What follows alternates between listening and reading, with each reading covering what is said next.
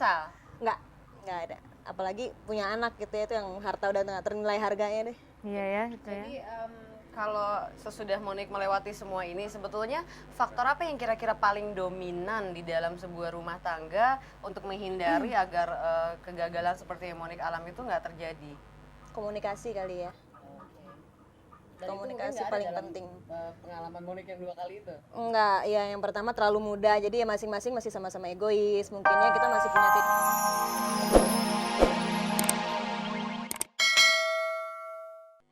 Pemirsa, seorang suami yang baru saja menikah selama 1 tahun dengan istrinya mengajukan gugatan cerai kepada istrinya ini di pengadilan. Pada saat persidangan, sang hakim mengajukan pertanyaan kepada si suami ini. Pak, kenapa sih Anda mau menceraikan istri Anda itu? Tanya si hakim. Ya begini Pak Hakim, karena sudah 1 tahun istri saya itu tidak pernah mau bicara dengan saya, jawab si suami ini. Loh, bukannya setahu saya istri Anda baru saja memberikan Anda anak bulan lalu? Tanya si Pak Hakim lagi. Kemudian si suami menjawab, kalau itu sih benar Pak Hakim.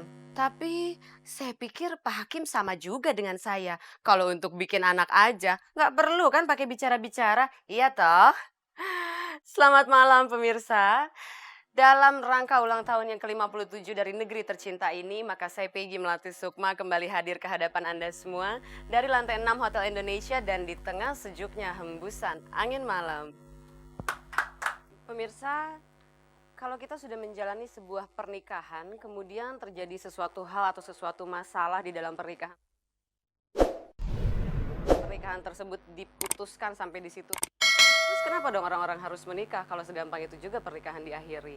Malam ini saya sudah kedatangan 2 orang tamu, mungkin kita bisa mendapatkan banyak pelajaran dari kedua.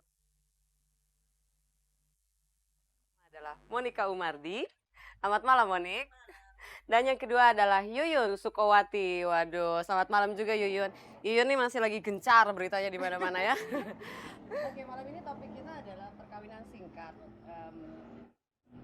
Monik dan Yuyun kan pernah mengalami hal tersebut ya, malah mungkin bakat ya sempat.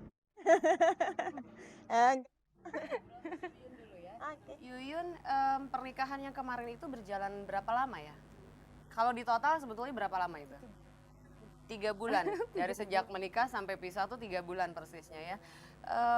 Kira-kira kalau menurut Yuyun sendiri, sebetulnya lembaga pernikahan itu tuh sesuatu yang sakral buat Yuyun atau sekedar sebuah lembaga untuk mengikatkan diri dengan pasangan aja? Gimana menurut Yuyun? Iya, sebenarnya kalau pernikahan itu sendiri sakral ya gitu loh.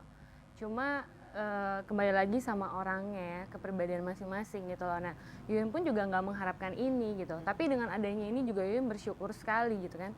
Istilahnya Tuhan juga masih sayang sama Yuyun istilahnya. Kalau sampai terus nanti gitu loh, kita sampai udah berkeluarga, terus anak udah berapa gitu kan, terus akhirnya sampai ngalamin ini kan istilahnya baru mulai gitu kan. Dan Yuyun sendiri pun juga sebenarnya nggak ngerti sebabnya sampai sekarang pun Yuyun nggak tahu gitu loh kenapa gitu. Oke, tapi kalau memang pernikahan itu menurut Yuyun adalah sesuatu yang sifatnya sakral, tentunya sebelum menikah itu harus membuat pertimbangan-pertimbangan tertentu dong ya. Itu kira-kira pertimbangan apa yang membuat Yuyun berani memutuskan untuk oke deh, gue nikah nih saat itu? Iya, apa ya?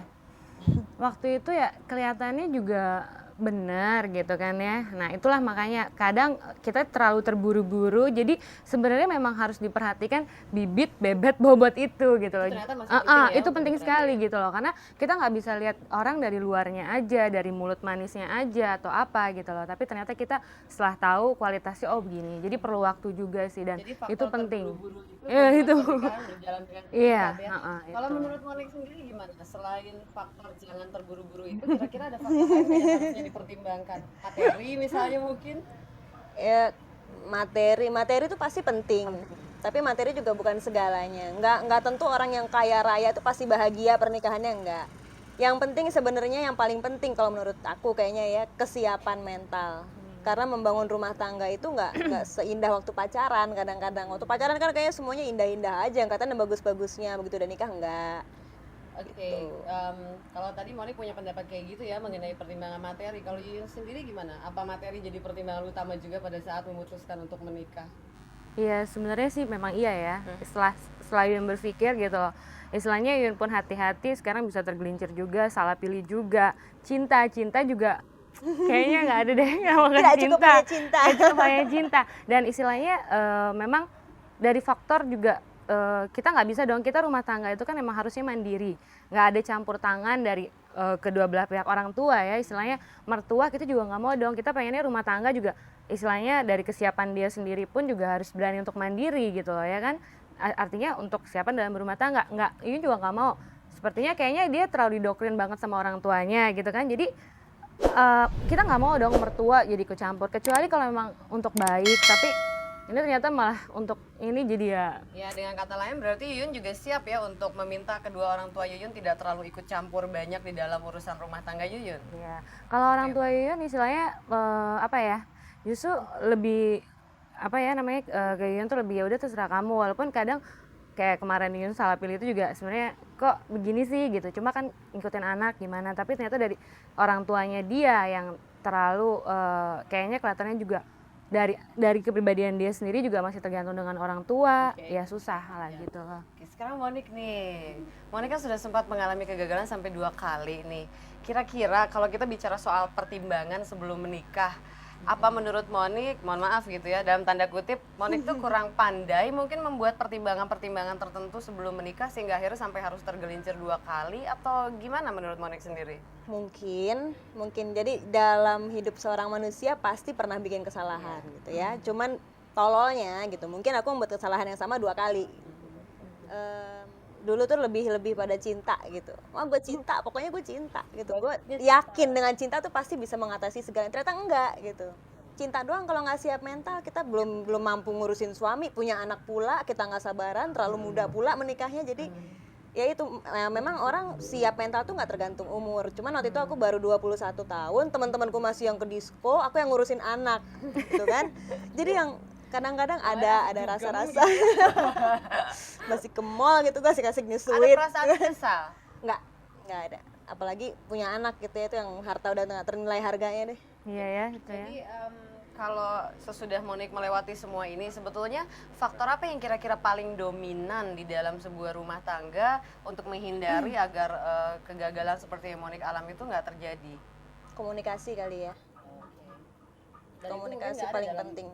Pengalaman Monik yang 2 kali itu? Enggak, ya yang pertama terlalu muda, jadi ya masing-masing masih sama-sama egois. Mungkin ya kita masih punya keinginan yang aku maunya gini, dia maunya begini, aku maunya gini, dia maunya gini. Nggak nyatu gitu, akhirnya kan visi kedepannya nggak sama gitu. Sementara kita menjalani satu bahtera yang sama. Kalau nahkodanya 2 gitu kan, yang satu mau ke kanan, satu ke kiri, mau kemana kapalnya gitu loh. Sebetulnya kalau menurut Yuyun sendiri, perlu nggak sih sebelum menikah itu kita bikin komitmen-komitmen tertentu dengan calon suami untuk menghindari terjadinya kegagalan di tengah jalan, itu perlu nggak? Perlu sekali. Yuyun melakukan itu mungkin kemarin pada saat pernikahan yang kemarin? Kemarin itu apa ya? Jadi ya mungkin pertamanya sih memang iya ya, dari dianya pun juga serius gitu loh. Cuma ya faktor itunya juga penyebabnya ini juga sampai sekarang nggak tahu. Ya itulah, terlalu banyak kecampur dari keluarganya dia gitu, dari orang tuanya. Tapi komitmen yang dibuat sebelum menikah itu bisa berjalan nggak pada awalnya? Sebenarnya kalau untuk pribadi, untuk Yuyun dan dia sendiri sebenarnya nggak ada masalah gitu loh. Gitu loh. Cuma karena mungkin ya inilah yang di sini, jadi sebabnya Yuyun juga nggak tahu. Jadi mereka tuh nggak ada istilahnya etika, istilahnya kita bisa berunding kan gitu, bisa berbicara gitu, maunya gimana segala macam, kita udah menikah gitu kan. Tapi ternyata mereka lebih misalnya ada dengar omongan orang atau apa, fitnah segala macam, harusnya kan istilahnya kita berunding dong keluarga gitu. Tapi ternyata malah mereka memutuskan dengan berkoar sendiri gitu loh, gitu loh. Jadi kayaknya nggak ada penyelesaian komunikasi. Ya, sorry. Thank you. Seru loh. Semangat loh kita ya, sesuai dengan semangat kemerdekaan Indonesia nih hari ini. Setelah gagal 2 kali, apa sih pendapat Monik tentang pernikahan? Tapi nanti dijawabnya ya, karena sekarang iklan dulu. segmen pertama ini waktunya udah habis, ntar dijawab ya, janji. Oke pemirsa, jangan kemana-mana karena selain satu ini akan ada seorang teman saya yang sampai saat ini masih akur-akur aja di dalam rumah tangganya, dan dia akan hadir menghibur kita semua. Ita Purnamasari. Aman, tentram, nyaman, dan damai dengan Mas Dwiki di dalam rumah tangganya tuh sebetulnya rahasianya apa sih Mbak? Alhamdulillah ya Peggy. Rahasianya sebenarnya klise ya pasti kalau tapi yang penting ya itu tadi, kita sebelum menikah itu mesti harus berpikir dulu ya sebelum melangkah ke jenjang pernikahan. Seperti kata Mbak Yuyun tadi ya, bibit bobot bebet itu. Jadi Dipikirkan. mental luar dalam tuh harus siap, betul-betul siap. Oke, terima kasih banyak Mbak Ita. Nanti nyanyi lagi kan buat kita? Oke, thank you Mbak. Yuk. Monik tadi hutang janji menjawab pertanyaanku. Ya, jadi setelah gagal 2 kali ini, apa sih pendapat Monik tentang pernikahan itu?